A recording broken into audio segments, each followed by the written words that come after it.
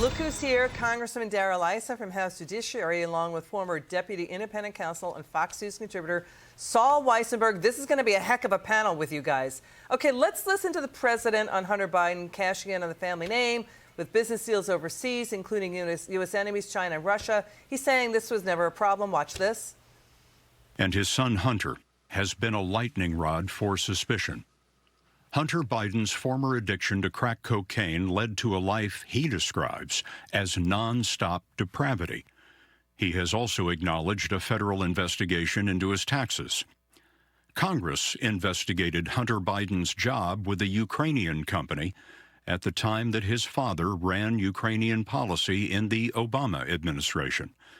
A Republican investigation, however, uncovered no wrongdoing by then Vice President Biden. And no, there's not a single thing that I've observed at all that would affect me or the United States relative to my son Hunter. Okay, Congressman, not a problem. The DOJ is investigating Hunter Biden for tax evasion, money laundering, and foreign lobbying violations. This and corruption during the Obama White House. What do you say?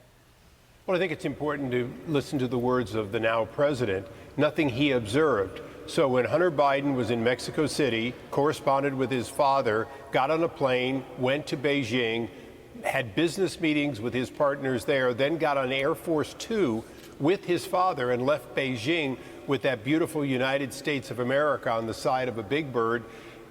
Obviously, Vice President Biden observed nothing, but it doesn't eliminate the fact that the very presence of those actions represent a criminal conspiracy to use the office of the vice president for the benefit of Hunter Biden and the family, because the president's own brother is part of that operation. What do you think, Sol? Criminal conspiracy? I mean, Treasury Department reports 150 suspicious activity reports from U.S. banks about the Biden family deal-making. Where do you come down? What do you think? Well, it depends on what aspect you're talking about. We do know, if you're talking about the Ukrainian business, that it upset our career diplomats, and they wanted somebody to talk to Vice President Biden about it, and nothing ever happened. They were talking about the statements he was making about the prosecutor, Ukrainian prosecutor there, if you recall. All this came out during one of the impeachment hearings. So I don't consider the president any more credible on this issue than with some of his statements than he is on other issues. That's just the bottom line. Yeah, to what Sol is saying, too, and Congressman, you're saying it, is that the president, when he was vice president, was using government resources, including and letting Hunter getting access into the Obama White House and State Department.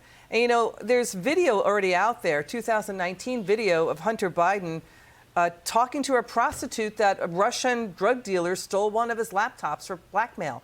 So how can the president say this is not a problem? Well, he keeps saying he didn't observe and he doesn't see a problem. But, that doesn't change the fact that the actions speak louder than his ability to not see what is all around him. One of the problems that I have with this president right now is he doesn't see what's around him. He doesn't think he made a mistake in Afghanistan. He doesn't think that his policies are leading to inflation. He doesn't understand a lot of things. The American people can't take what he understands to the bank. They have to take the actions, which include criminal activity by Hunter Biden.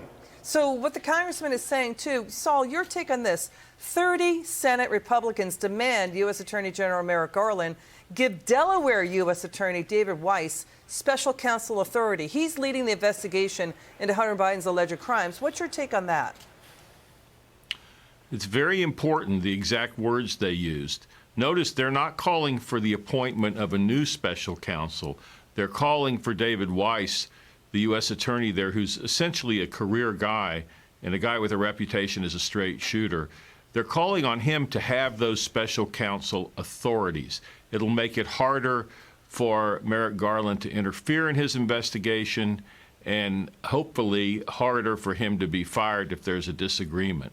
So I think that's important, because when I first read it, I thought, oh God, you don't want to start up a whole new team. That'll delay.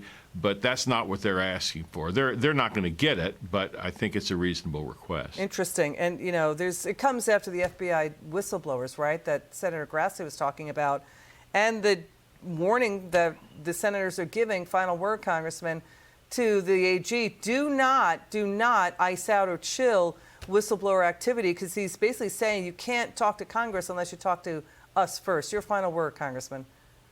Congress is never in the chain of command, always able to be spoken to for the same reason as a special counsel in the case of collusion, in fact, was appropriate and vindicated President Trump.